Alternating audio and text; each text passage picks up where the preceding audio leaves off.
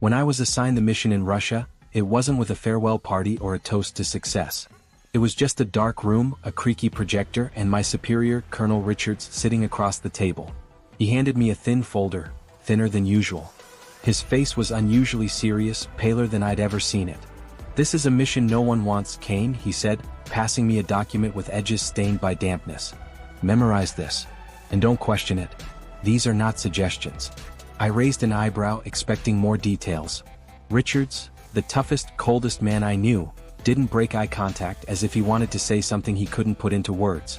There was no motivational talk, no reminders of operational procedures. Just that strange stained list. Is this a joke? I tried to laugh, but my voice sounded more hollow than I'd intended. "It's not. There's no room for error, Kane. If you want to come back, follow every rule to the letter. Especially the ones that don't make sense. Instructions for operatives on Operation Iron Veil. Rule number 1. Never take the 11:45 p.m. train. If it's your only option, wait for the next one even if you have to walk until sunrise. Do not make eye contact with anyone at the station while you wait, especially if they seem nervous. Rule number 2. Never sit in a train car with more than 2 completely silent people. If the train stops and you don't hear the usual clatter of the tracks, get off at the next station no matter where you are. Do not look at the other passengers as you leave. Rule number 3. If your local contact changes their name between meetings, do not confront them. Ask for the security password 3 times. If they fail to respond on the 3rd attempt, whatever is in front of you is not human. Do not speak further, withdraw immediately. Rule number 4. If you wake up in the early hours of the morning and feel someone in the room with you, do not open your eyes. Stay completely still even if you hear the floorboards creaking closer. If you hear a whisper near your ear, remain motionless until the sensation disappears. Rule number 5. If someone speaks to you in English inside a store or restaurant, do not respond. Leave the place immediately. No matter if they're asking for help or apologizing, it is not what it seems. Rule number 6. In any hotel you stay in, never sleep in the bed closest to the window. If there are no other beds, sleep on the floor but never in that bed. Sometimes at dawn you may see something peering in through the glass. Never approach to get a closer look.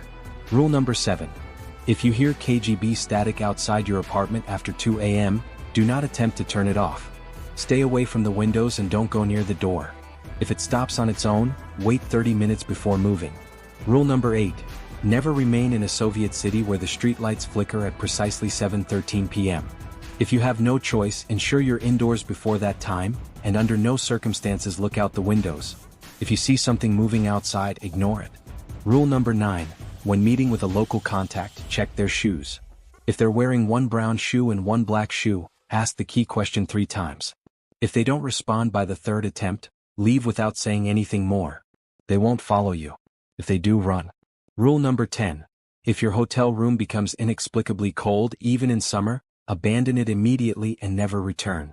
Take nothing with you, not even your most critical belongings. If you do, you'll notice the items you brought back start to change over time. Rule number 11. If you encounter someone with a smile that's too wide or eyes that seem unnaturally bright, whether friend or foe, do not continue the conversation. Simply nod politely and leave. If they come too close, stop. Do not take a step back. By the time I finished reading, the cold I felt wasn't just from Moscow's November dampness. Something about those instructions felt wrong. As if they hadn't been written by anyone in intelligence. As if the real enemy was something else entirely. "You can't seriously expect me to follow this to the letter," I said, trying to sound confident, though unease was already growing in my chest. "You think this is a joke, don't you?" Richards leaned forward. "Ask Colton." The name hit me like a jolt. Colton was a spy no one mentioned anymore. Disappeared on a similar mission a couple of years ago, leaving no trace. Just whispers about what really happened to him. They never found his body, but the rumor was that something else had come back in his place. It was a week into the mission when the first rule came into play. I was returning from a meeting with a contact in an alley near Pushkinskia metro station. Everything had gone smoothly, until my usual 10:30 p.m. train was delayed. I glanced at my watch. 11:40 p.m. I didn't even notice the next train was the 11:45 until I was already on the platform. It's just a ridiculous rule, I told myself. Superstition. When the train arrived, the doors opened. Inside, the car was completely empty. Too clean. There was no usual rattle, not even the sound of wheels against the rails. It seemed like it was floating. I stepped on, telling myself it was nonsense. 5 minutes later, the car was still empty. The lights flickered faintly and my reflection in the windows looked distorted, almost unrecognizable. Stations passed without the train stopping. I stood up, trying to estimate how far I was from my stop. Then the train came to an abrupt halt.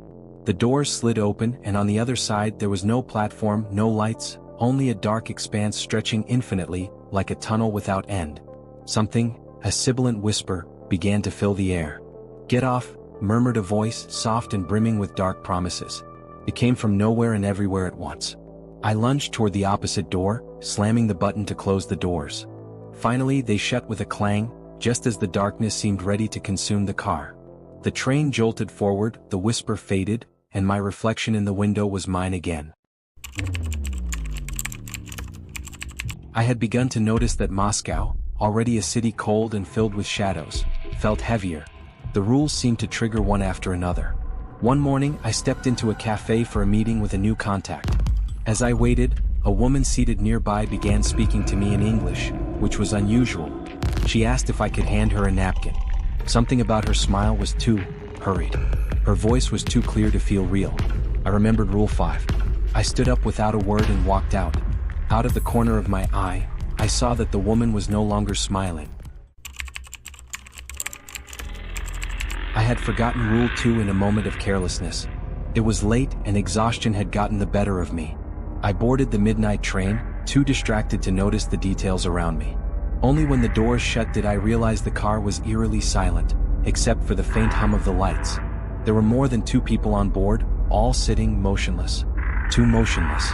I tried not to look directly at the other passengers, but something about their stillness put me on edge. Then I noticed, the train wasn't making the usual clatter of the rails. Stations passed in a blur of darkness with no stops. Something was wrong. The silence was unnatural.